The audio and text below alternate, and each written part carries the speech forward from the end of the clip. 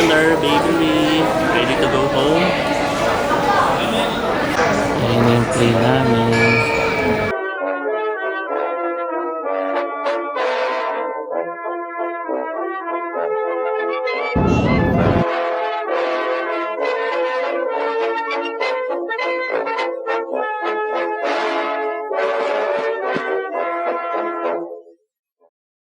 Hello and good day to you all. Here we are back where we started.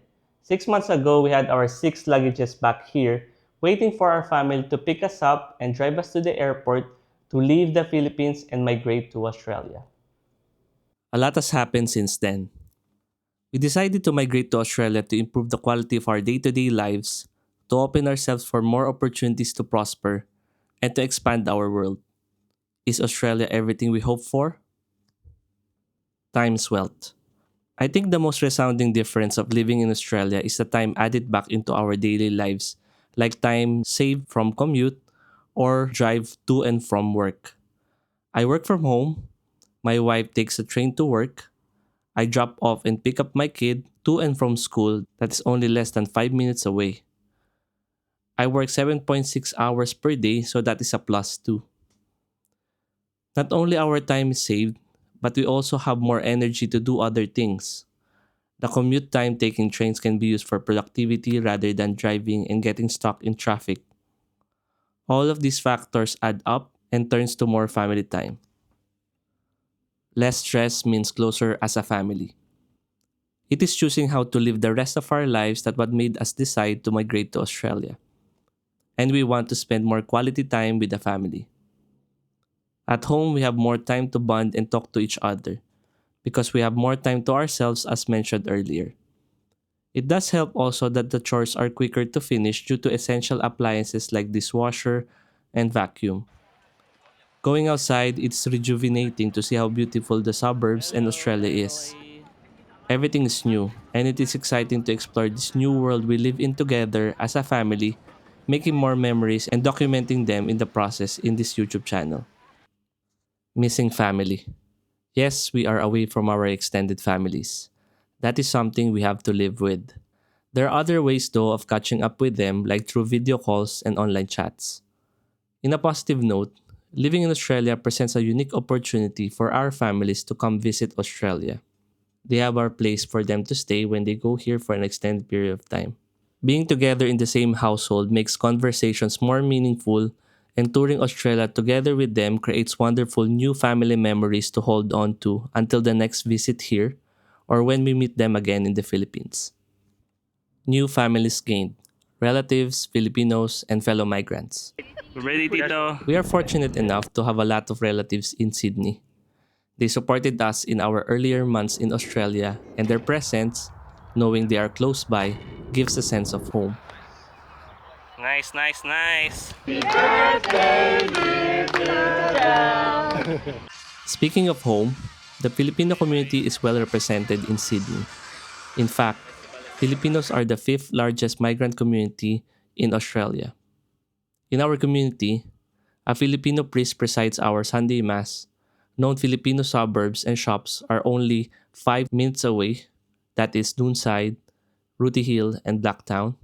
There are also Filipino events like the Gathering of Kababayans in the annual Philippine Christmas Festival held in the city. It's always a warm feeling to meet a fellow Filipino around Sydney. Panis.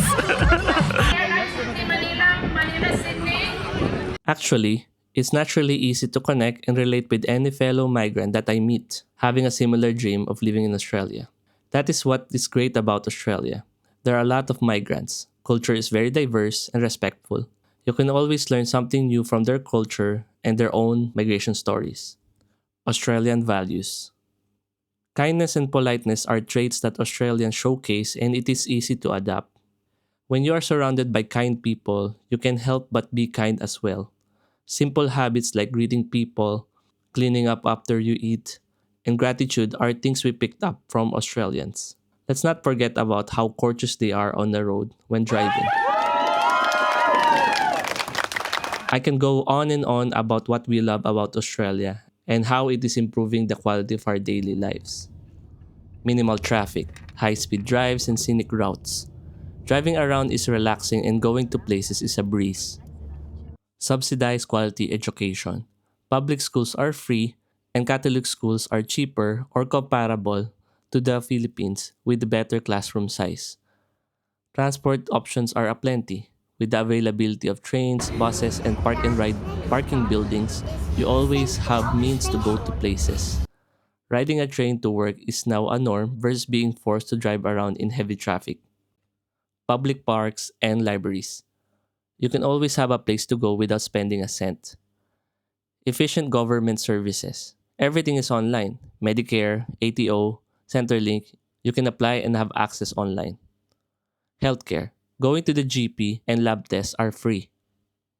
Grocery shopping. Going to the supermarket is always a treat with half prices available weekly. Some goods in Australia are even cheaper than in the Philippines because of the heavy discounts.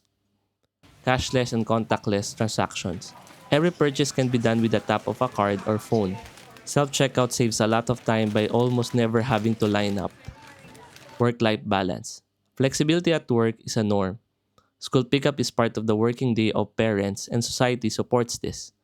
Company shutdowns during Christmas season allows for an enjoyable holiday. Environmental concern. You'll get paid to recycle. Eco bags and wooden utensils are necessary. Trees are abundant everywhere. Solar-powered houses are a norm. The last 6 months was a blast. In our final week before leaving Australia, we enjoyed some Christmas festivities in Sydney. Where are you, Christmas? Why can't I find you? Why have you gone away? My world is changing. I'm rearranging. Does that mean Christmas change? Maligayang Pasko sa'yo and a Happy New Year.